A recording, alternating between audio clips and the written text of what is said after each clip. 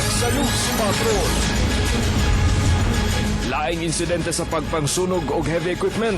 Kagahapon, usa ka construction firm sa Compostela Valley ang gisulong sa armadong grupo. Usa ka lalaki sa Malita, Davao del Sur na ospital human napaakan ang iyang kinatao sa usa ka kabayo. Kanhi Mayor Sara Duterte, endorser na sa tambal. Og first birthday sa anak ni Paulo Duterte nga si Uno, gisaulog sa Bantay Bata 163. Mga kapamilya, niya na mga detalye sa News Patrol. Gawa sa Turilog sa Mulig sa Davao City, gisunog sab sa mga gituhang sakop sa rebelding New People's Army ang mga heavy equipment sa usa ka construction company sa Monte Vista, Compostela Valley Province. Si Vina Araneta sa report. Gisunog ang backhoe sa Animas Brother Construction, nga subcontractor sa Vicente Lau Construction, sa ginahimong widening sa kalsada sa Barangay Tapia, Monte Vista, Compostela Valley Province nitong Sabado sa gabi. Partially damaged lang kini dihang daling gipalong sa mga residente. Ako lang nakita nga ang kada siya gasiga-siga na. Nya, nay motor diya gaposting pero ako magkuan nga motor siya. Kamo na lang nagpalong. Kami ang nagpalong di ana. Gibubuan sa bugkrud ang ruler, apan wala gisunog. Gisunog sa bugapilang payloader ni Vicente Lawa pero dali rasab na tabang. Na-recover sa pulis ang 4 ka container sa krudo nga gigamit sa pagpangsunog. Nagduda ang mga otoridad nga mga rebelding New People's Army ang responsable sa pangpangsunog sa mga ekipo. Usasab sa ilang ginatanawang hinungdan ang extortion. So kung tanan na to ang pattern, parihagit sa ilaha. Oo, maugid sa ilaha, oo. So karong andin hina, pag human sa project sa Pantukan, bali na po midiri. Mga 1 month pa midiri, wala may liter na dawat po na mo. Wala dawat nga, sige may operasyon, wala liter na dawat. So tingala lang nga nahitabo dito ng Sabado sa gabi. Nagpabuto sabang mga responsable sa lugar. Ang gihimong pagpangsunog na hitabo, halos 20 minutos lang humanggi pangsunog ang mga ekipo sa Tugbok ug Turil District. Accordingly dito sa intelligence report na nag-gather natin is talagang nang-extort itong mga bandidong grupo ng NPA sa mga owners ng mga heavy equipment, yung mga contractor. Niatong Sabado, doon ang gisunog sa armadong grupo ang mini dump truck hasta backhoe sa Barangay Mulig ug Barangay Manambulan, Davao City. Vina Aranata, ABS-CBN News. Sa ika-16 nga adlaw sa kagubot sa Zamboanga City, suspendido gihapon ang mga klase sa Zamboanga tungod sa clearing operation sa militar. Dili pa gihapon masulod ang ubang lugar kay padayon ang bakbakan. Gusto na sa ubang bata sa evacuation center nga magbalik na sa pag-eskwela. Sumala sa Department of Education, sugda na ang klase sa mga eskwelahan gawa sa areas of concern karong Miyerkules. Pero sa mga apektadong lugar, dili pa gihapon maklasehan. Busa, maglusad na og alternative learning system sa mga evacuation centers. Sa record sa DSWD, moabot na sa kapin 23,000 ka mga bata nga naa sa evacuation centers sa Zamboanga. Gawa sa ALS, doon na sa mga playroom sa evacuation center para mawala ang traumas sa mga bata. Sana matigil na ang ito, gera. Kasi kawawa kami mga civilian ba, nadadamay. Problema namin paano ito sila matuto kung wala klase. Mag-uumpisa ang DepEd ng multi-grade na alternative learning system delivery at igagawin namin yan dun sa grandstand muna. Bara-barangay. Tapos yung mga teachers ng barangay na yon, iipunin nila yung mga bata. Diyan na lang. Arestado sa Malita Police ang usa ka inahan nga mipatay sa iyang kaugalingong anak nga kambal. Si Darlene de la Cruz sa report.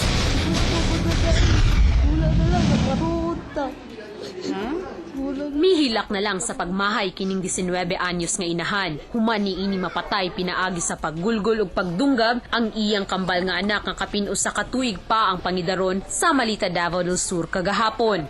Pag abrin ako sa kwarto, bulagta naman ang kambal.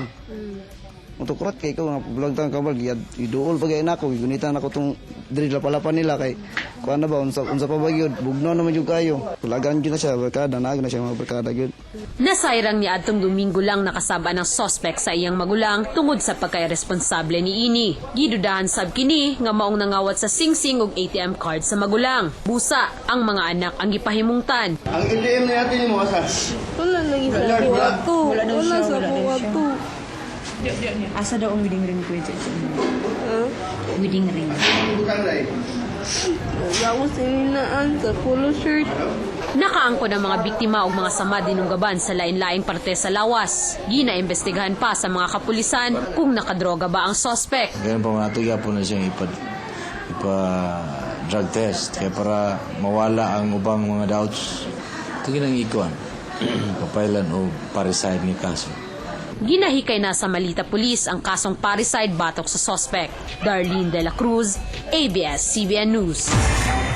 Gitabang karon ang usa ka mag-uuma human gipaak ang iyang kinatawo sa gialimahan niining kabayo sa Malita, Davao del Sur. Si Danjo Revilla sa Report Exclusive. Naka-confine karon sa Southern Philippines Medical Center ang 19 anyos nga si alias Dani. Human gipaak sa iyang binuhi nga kabayo sa barangay Manuel Peralta, Malita, Davao del Sur. Nagproblema ang biktima kay sa kadaghan nga pwede paakon ang iyaha pagyud nga kinatawo. Kalit nang kunya balikan mo ipaak. Apan mato ni Dr. Leopoldo Vega, chief sa SPMC, mitingan pa sa mga doktor ug pamilya hasta si alias Dani. Kung putlo na lang ba ang kinatao, sanglit nagbitay na lang kini sa panit. The Euro Department i-preserve yung but it will really depend kung maganda pa yung vascular supply, pero kung hindi na baka i-amputate na. This is the first time that I heard of a horse biting organ of a 19-year-old male guy. Matod ni alias Tony, umagad sa biktima. Nagduda silang nasudlan og laing espiritu ang kabayo. Ako doon nga doon ay nakasabay nga sa kabayo, no? Apan matod sa Assistant City Veterinarian nga si Dr. Esther Cherry Rayos, posibleng nahagit sa biktima ang kabayo, hinungdang gipaak siya. Baka one of the reasons is baka na-provoke. No? So, merong baka nasaktan. So that's their reaction to the provocation. Naglaom ang biktima nga mapangitaan pa og paagi sa doktor aron masumpay pa ang iyang kinataw. Hilabi na kay upat ka bulan pa lang kining naminyo. Danjo Revilla, ABS-CBN News. Opisyal na ang gisugdan niadtong Sabado ang Davao Champions League. Usa kini ka intercollegiate basketball tournament sa lain-laing kolehiyo sa Davao City. Gikan sa Davao ang 15 ka mga eskwelahan samtang usa sa panabo ang magtigi sa gingong Davao's UAAP and NCAA. Unang magtigi ang Davao Central College Blazing Torch ug Davao del Norte State College Sharks gikan sa panabo. Ang mananaog nga team makadawat og 15,000 pesos ug makaapil sa Mindanao Regional Championship of Philippine Collegiate Champions League. Davao Champions League is the new version of Davao, and this is the first the first so-called the first conference of Davao City, wherein to be able to have NCAA and UAAP. Mga kapamilya, tangi ang daghan pa ang mga balita sa pagbalik sa News Patrol.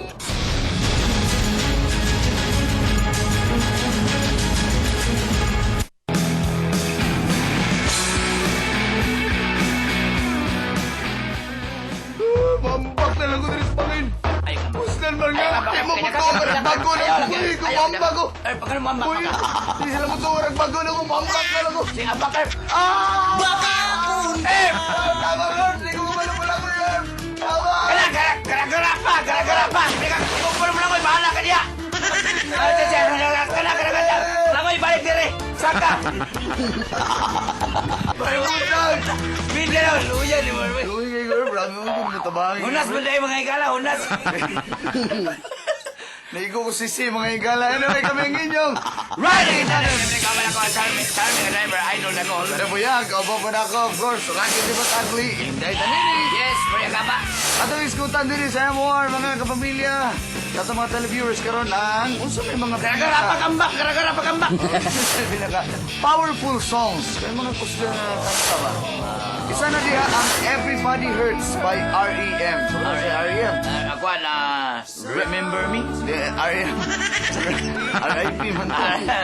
Rapid Eye Movement na grupo. Kaning ilang kanta nga Everybody Hurts.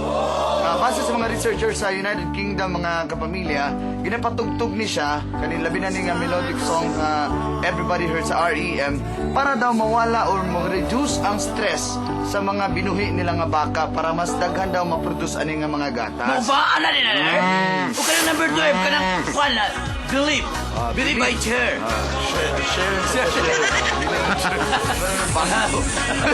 Sino yung mga bisa daw o ka ng karaan na ng tao, obsolete na daw, pero ang passion, pagiging old passion, in lang daw gihapon. Mo ba?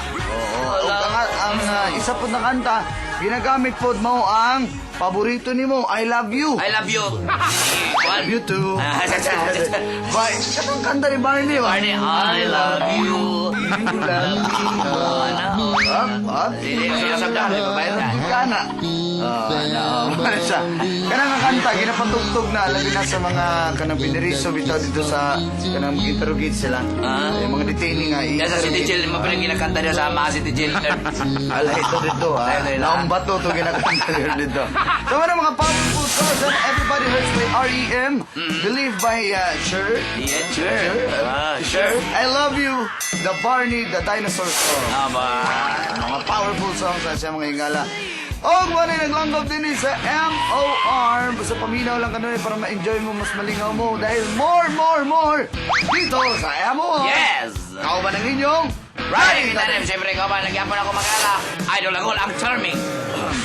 Just like the ocean under the moon. Idol lang si Elvis Raul. Kama mo na ako, friend mo yan tayo. Inay tanini. Maria Gaba, tell me why ain't nothing but a heartache. Uy, kung siya El. Dili si Kwan, Danjo.